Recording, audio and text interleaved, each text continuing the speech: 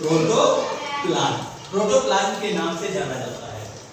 अब कोशिका द्रव्य के अंदर सारी संरचनाएं होती हैं। उन संरचनाओं में यहाँ पर एक एक करके सबके नाम दिए हुए, कुछ पादप में होती है, कुछ जंतु में होती है और कुछ दोनों तरह की कोशिकाओं में पाई जाती है। जैसे हम बात करते हैं माइटोकॉन्ड्रिया की। माइटोकॉन्ड्रिया जो होता है ये पादप और जंतु दोनों कोशिकाओं में पाया जाता है और इसका प्रमुख कार्य होता है ऊर्जा बनाना। ये ऊर्जा बनाती है एटीपी की फॉर्म में। इसके फॉर्म में बनाती है एटीपी, जिसको हम एडिनोसिन ट्राइफॉस्फेट कहते हैं। इसे कोइंस कहते हैं। एक तरह से ये क्या है, ऊर्जा के कोइंस हैं, एनर्जी कोइंस हैं जो ऊर्जा देने का काम करते हैं।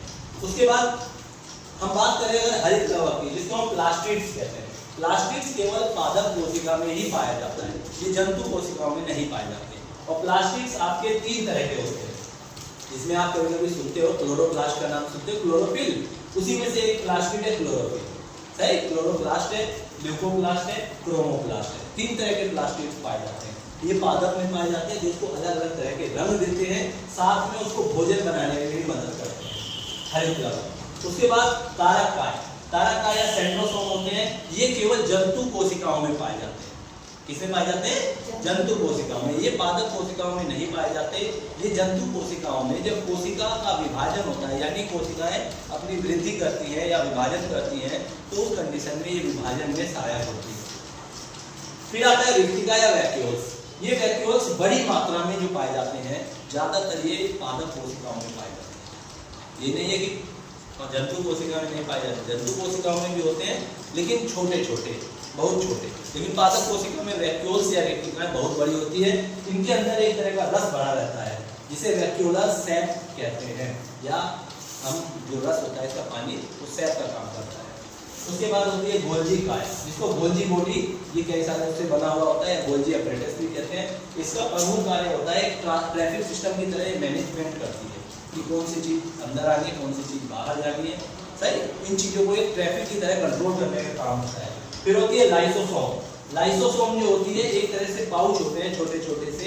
इनका काम क्या होता है कि ये सुसाइडल बैग भी कहलाती है सेल का।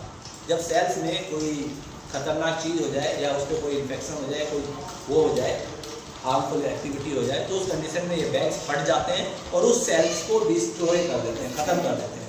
क्या कर देते हैं?